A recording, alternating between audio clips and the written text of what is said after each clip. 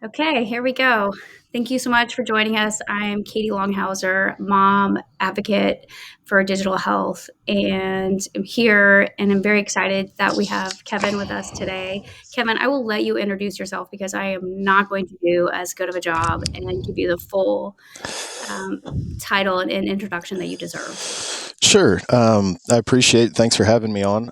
My name's Kevin Cronister. I'm a detective with the Internet Crimes Against Children Task Force here in the Kansas City metro area.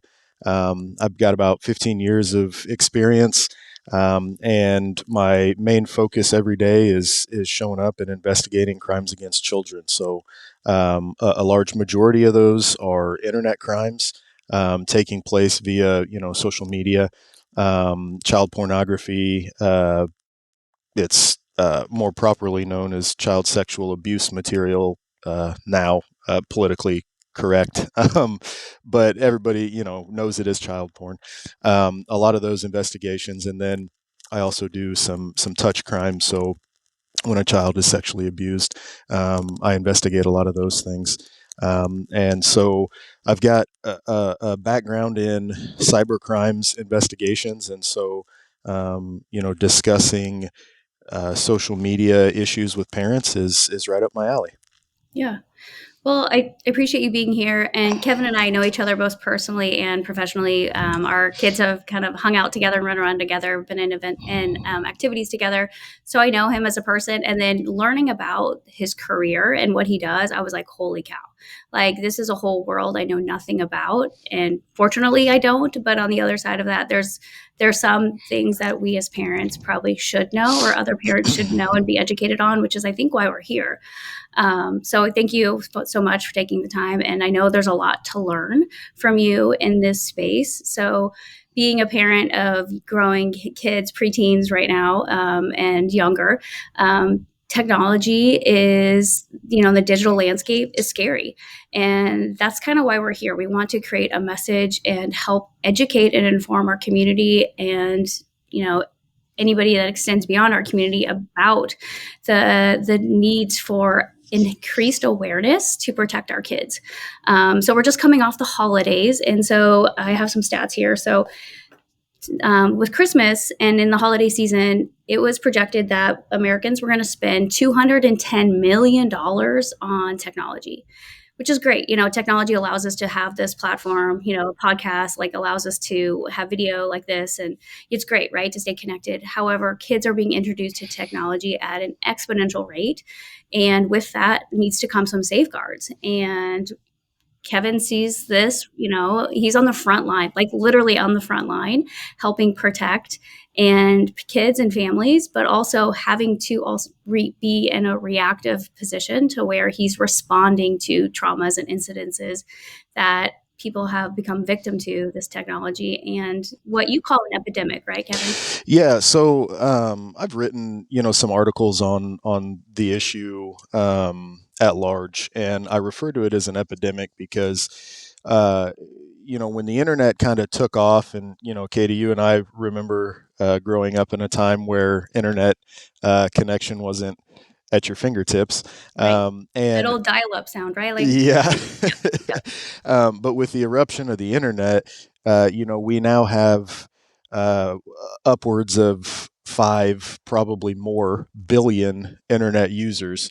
And so what that does is, like you said, that's an incredible thing, especially for people who live in countries where maybe they don't have access to educational material like we do. The advent of the internet, it's been fantastic. However, uh, crimes against children used to take place in individual communities. And so kids would really only know the people in their general community at their school, on the football field, the baseball diamond, etc.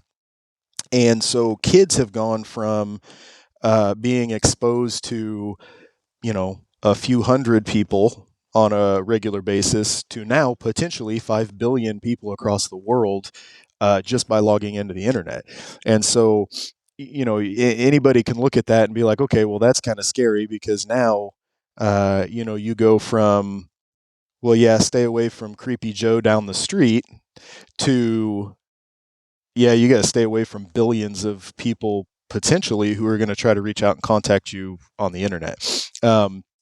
And so, the reason that I'm referring to it as an epidemic is because I want to say that, and I have the statistics here just to make sure I don't misquote anything. Sure. So in 1996, the FBI started what's called the Innocent Images Initiative. And in 1996, obviously the internet was not as robust or as popular as it is today. So the FBI ended up opening 113 cases nationally involving internet crimes against children. By 2007, that number had increased 20-fold up to 2,500 cases. And then by 2020, it was close to 4,000 child exploitation cases. And so it's very obvious that with the growth of the internet, child predators are intelligent enough to know that it's much safer to approach a child on a device than it is to approach a child in real life. Yeah. And Before so, before you go any further, real quick, yeah, can you explain what it means? So, child exploitation. So, what it meant in 1996, and then now how that definition has probably shifted from 96 to 2020. sure. Um, Really, the definition of a child exploitation case has not changed, but Okay. the severity of the cases that we're seeing um, has really grown. So in 1996, the FBI only had 113 cases. Child exploitation is essentially an adult reaches out to a child and attempts to ask them, coerce them into providing sexual images, nude images, images of them, doing whatever sexual act you can think of. And then the child either provides it or they don't, but a case is opened on the individual that attempted to exploit the child, because usually what happens is once they have that material that's distributed and shared, there's a network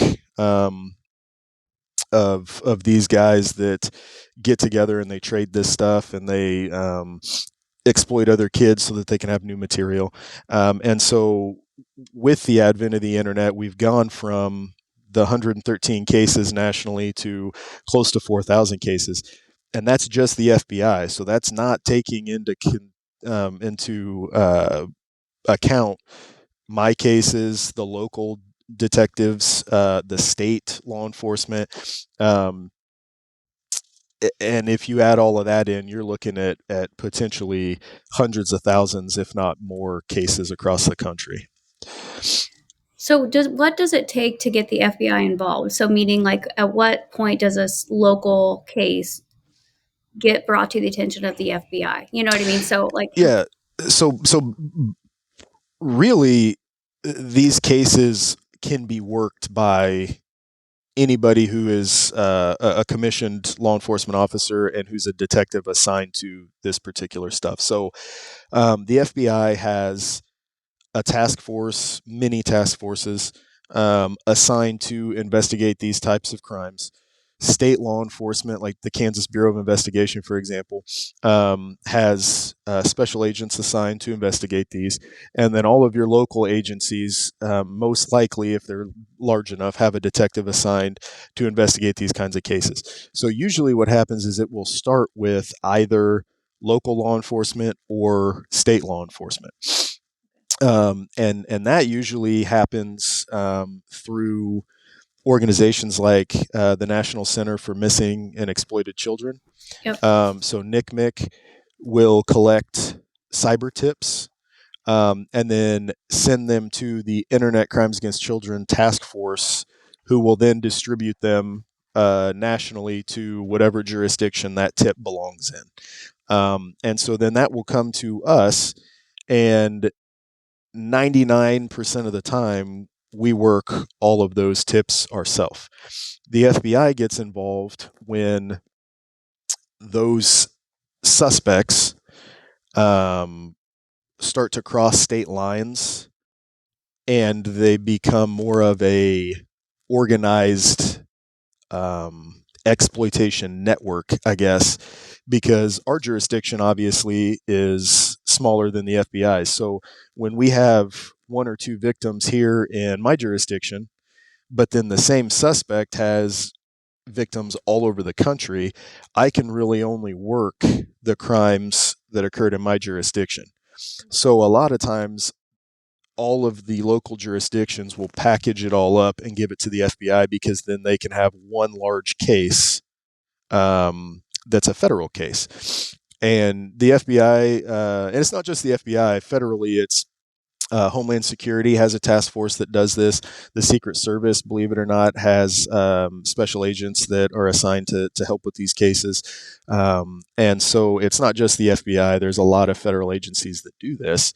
But we prefer to keep the cases locally if possible, just because the FBI can't necessarily go out and interview and talk to all of these kids for every single case. And so it's a much more personalized investigation when I can go interview a child, or when I can actually meet that child and one on one they get to know me, and it helps to uh, really kind of improve the discussion or the interview process, I guess. Hmm. So, how many cases would you say you are working on at a given time? And are you seeing an uptick in those cases in the last probably year? Yeah. So I am sitting on a backlog of approximately 300 cyber tips. Wow. And that's my backlog. So my caseload, um, it fluctuates anywhere from 25 to 50 cases at a time. And you can imagine, that's extremely difficult to try to work through that many cases at once. Right. And the problem is that with this many cyber tips, um, I have to try to prioritize cases based on severity. So, you know, if your child sent an image to, let's say it's an adult male who reached out to a 15-year-old girl and asked for pictures of her breasts, right? And she provides those to this adult.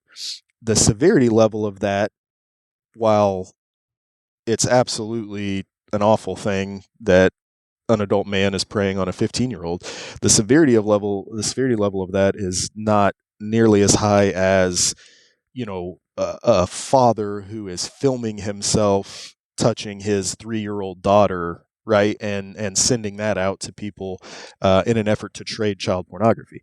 And so when I have these cases come across my desk, I have to prioritize them based on severity level. And so it makes it difficult because law enforcement right now, and it's another reason I refer to it as an epidemic, we don't have the resources to work every single case that comes across our desk because of how crazy this problem has gotten. Yeah. Um, right now, I'm looking at NCMEC statistics.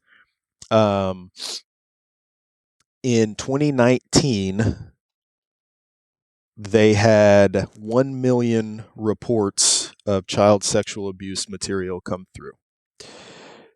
In 2020, that grew to 2 million reports. And by 2021, it had increased by another 35%. So you're looking at, and that was 2021. Now we're sitting in 2025. So you can only imagine, how much more that has increased. And so it's just the problem has gotten so widespread, and the numbers are so huge that it's really making it incredibly difficult for us to give all of the due regard to every single case.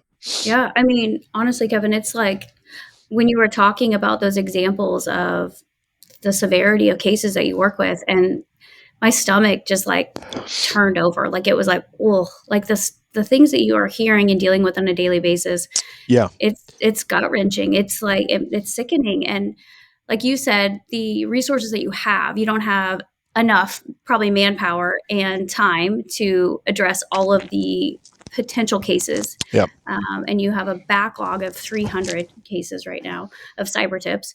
So, with that being said, again, this is where we fall on the idea that empowering parents, empowering our community to have more knowledge on this subject matter so we can better protect kids. I mean, Sorry. you're good. You're fine.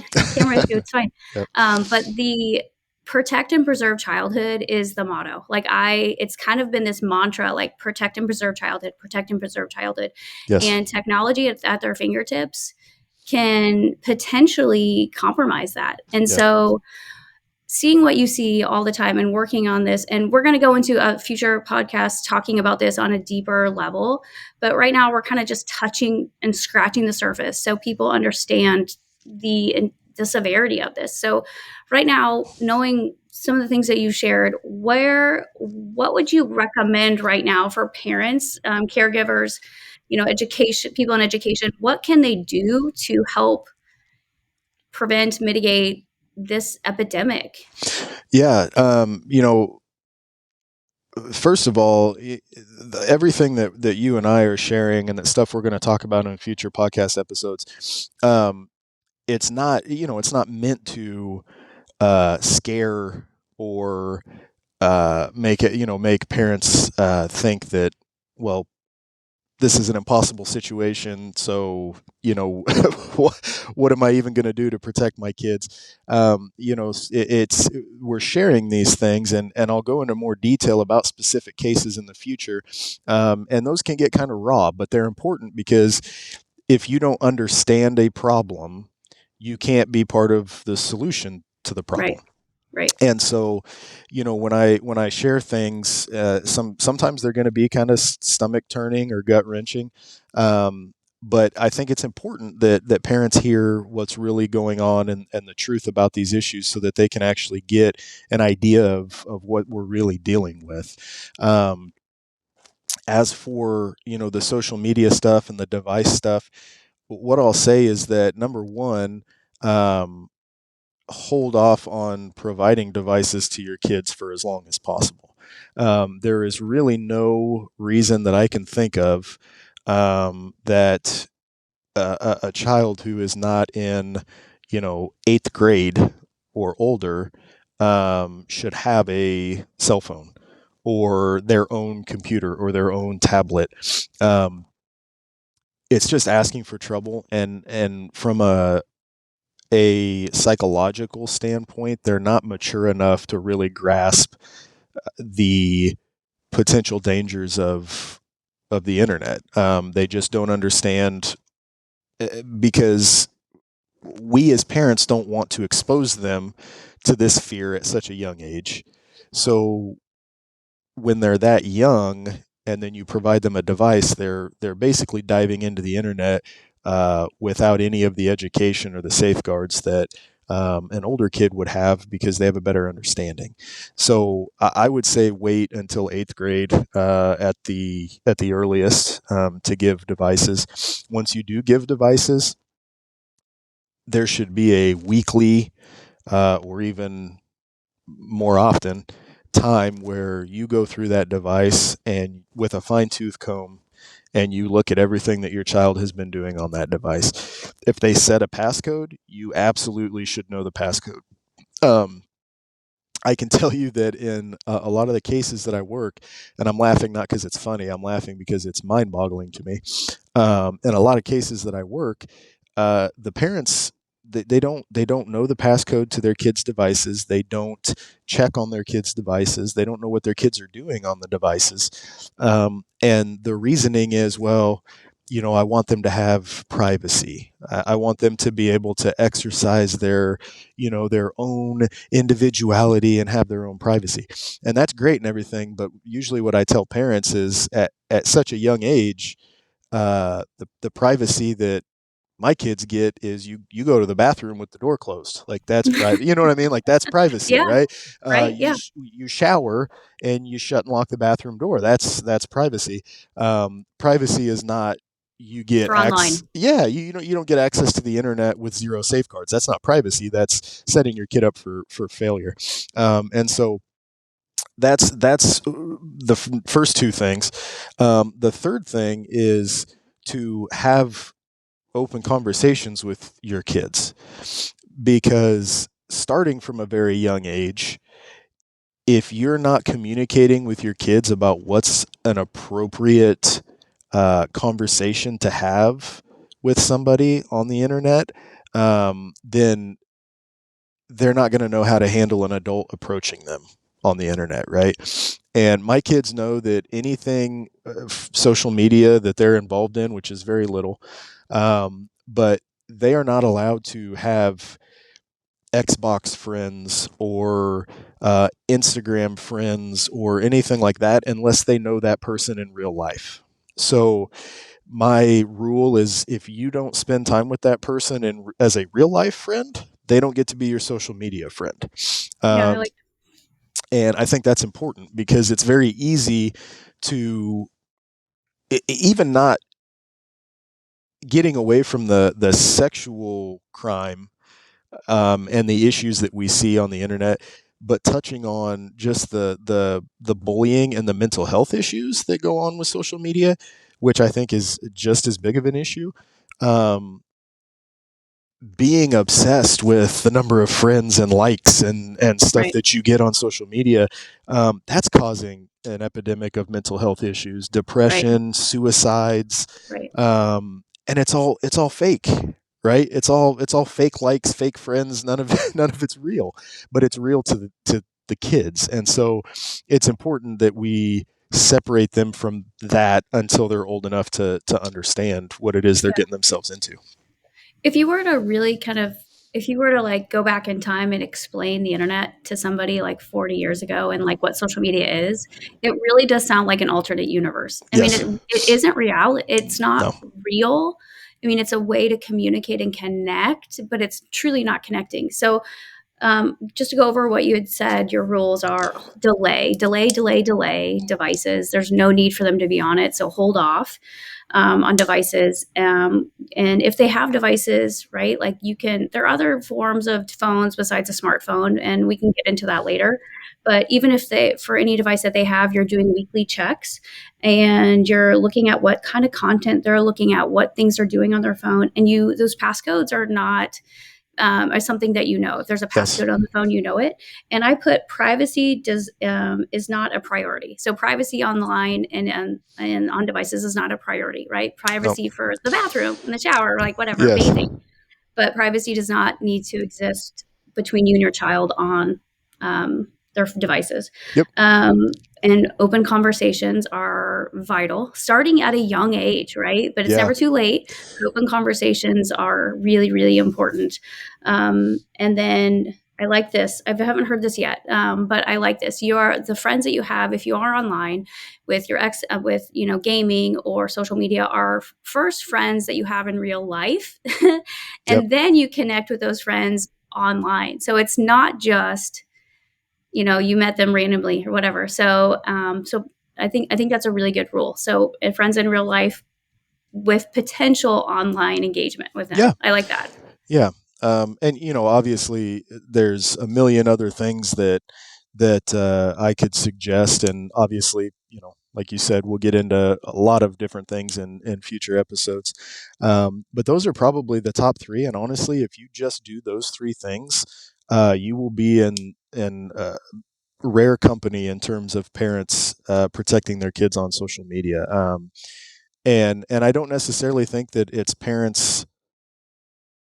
Some of it is parents just not really caring, but I don't think that's the majority. I think a lot of times Yeah. it's just parents not understanding because, Yes. I mean, um, we're the first parents to navigate raising kids in technology, a yes, technology based world. Like, we're the first parents to raise kids with social media. So, we're all figuring it out as we go. yep, So, again, having a resource like this, having people like you who are working in the field and on the front line that can educate parents in our community will empower parents to be more engaged, involved, because we can't take a hands off approach with raising our kids with technology like this. yep, You can't just hand them the device and say you're good, because it's not, and parental controls aren't enough, which we can talk about more in depth later. But I think this is a great start. Is there anything that you would like to kind of say, or to conclude this first go? Yeah, actually, just real quick, I kind of want to chat briefly on what to do if your child is victimized, because Oh, yep, I think great. that it's important that parents know, like, okay, if this does happen, um, don't panic, right? This is not the end of the world. Is it a problem? Yes, but it's not something that needs to be a crazy stressful event. Um, the number of cases that I've worked that have been kind of complicated by a well-intentioned parent, um, it has kind of caused me to lose a little bit of sleep, because the parents are doing what they think they should do in this event that their kid is victimized, but it ends up causing more problems. So uh, I've got a list of kind of rules that I give parents on what to do if their kids are victimized. And the first one, like I said, is don't panic. When you panic and you stress, number one, your kid feeds off of that. And if you're panicking, they are typically going to think that they have somehow done something wrong and they are in trouble. And at that age, we shouldn't be holding them personally accountable for an adult manipulating them. And when you panic, they shut down. And then that makes it harder for me to talk to them and find out what happened. Um, Take their phone or their device. That's number two. Don't leave that device with them, because they will go back and delete things. They will contact the adult that they were chatting with and warn them, not out of any bad intentions, but because most of the time these adults have groomed your child to believe that they're the good guy. And so they don't want them to get in trouble. Number three, take screenshots of messages and images and stuff that have been exchanged. Number four, and this one's probably the most important, do not block the suspect's account. If you block somebody's account on social media apps, all of the conversations, all of the images and videos that were exchanged are no longer accessible. Oh, So, I didn't know that. yeah, Okay. so if, for example, if, somebody reaches out to your child on Instagram and there's inappropriate discussions and the child predator asks for nude images and your child provides them, most parents see that, they freak out, and they block that person. They don't want their child talking to that person anymore. When you hit the block button, all of that goes away. All the content goes away. And I can't even recover it by going to the social media company, because when you block somebody, they are under the impression that you obviously want no contact with that person. So they get rid of the communications. And so then all that evidence is gone, right? So take their phones, but don't block the account. And then don't contact the suspect yourself. Okay. uh, I understand as a father, right? My Yeah. first Right. my first Mama bear, reaction, Papa bear. yeah, Yeah. where who are you? Where do you live? I'm going to beat your ass, Right. right? That's Right. that's our reaction, and that is a good thing. That's a protective reaction. But when you contact the suspect knows the gig is up, and then they Yeah. start deleting things, right? Um, Disable parental controls. Once your child has been victimized, you're going to provide the phone to me so that I can do forensic downloads of the images and the messages and all that stuff. In order for me to be able to do that, I need the parental controls disabled. And then set up an interview for your child. Here in the Kansas City metro area, we use the Sunflower House. Um, I will most likely coordinate the interview so the parents don't have to do a whole lot, aside from provide dates and times for a forensic interviewer to discuss what happened with your child. Um, Does the Sunflower House provide like that emotional support, yes, or okay? yeah, Sunflower House is incredible. They not only do the interviews of the kids. I mean, I do a lot of interviews myself, but the Sunflower House is a place where kids can go and get an interview done by a forensic interviewer. Their entire career is devoted to interviewing children, and they do it in a place where there's couches and toys, and they give them coloring books to color on while they're talking, and it's just a much more kid friendly approach to an interview versus me coming with my badge and my gun on and sitting down in your living room and trying to interview your child. Um, I love kids. I'm very good at talking to kids and making the situation seem, much more informal than it is. But at the end of the day, it's still scary for them. And so the Sunflower House does a great job of offering all these different support mechanisms for the kids. Um, and then the last thing that I would say is go to www.takeitdown.com. Nick Mick has created this website called takeitdown.com. And basically, if your child has provided nude images or sexually explicit videos or anything like that, and those things have ended up on the internet, this is a resource for you to go and to try to get those things taken off of the internet. So basically, you go to this website and enter information. You work with NCMEC to identify which images and videos belong to your child, and then they help you go through the legal process of getting those images taken down. And a lot of times, your child ends up, or I mean, you by extension, but your child ends up being entitled to financial compensation depending on the severity of how those images and videos were distributed, because the legal system is recognizing that once a child is victimized, every time those images are exchanged or sent out or pop back up again, the child is re-victimized. So this is not just a crime that occurs once; it could victimize somebody all the way through adulthood. Yeah, Um, that's true. and And so, yeah, so NCMEC, so takeitdown.com. And Nick, what does NCMEC stand for again? NCMEC is the National Center for Exploited and Missing Children. Or excuse me, the National Center for Missing and Exploited Children. Okay. NCMEC. Yeah. Okay. And then, so right now, if somebody were to identify themselves as a victim or a family member as a victim, what would be the first thing they do? Who do they call? Do they go to that takeitdown.com? Like, depending Sure. on what incident occurred, what would you recommend who do they get in touch with right away? So, step number one would be to take the device and secure that device away from your child. Step number two would be to put the device on airplane mode. Okay. That's a because good idea. because airplane mode will stop it from connecting to um, internet service, which will then prevent bad guy or any outside influence of the phone. Then that phone needs to be taken directly to whatever local law enforcement agency Okay. you That's what I was looking have. for. Yep. Yep. And then with that phone, we'll be able to start the forensic process of identifying the suspect, of preserving the evidence, and opening a case on that particular suspect. And if you do those three things, Okay. we're set.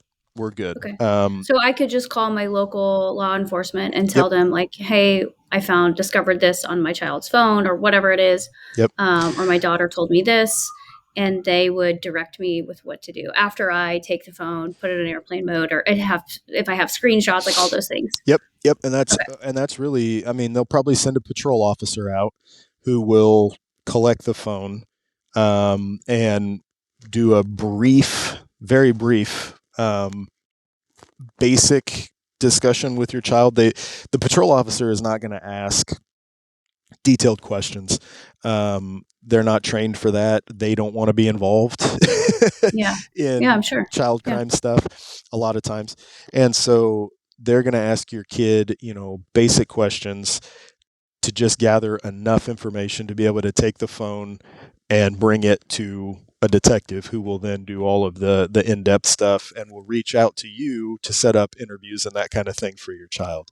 Okay. Um, and if they, the patrol officer should know that, hey, the phone needs to be on airplane mode.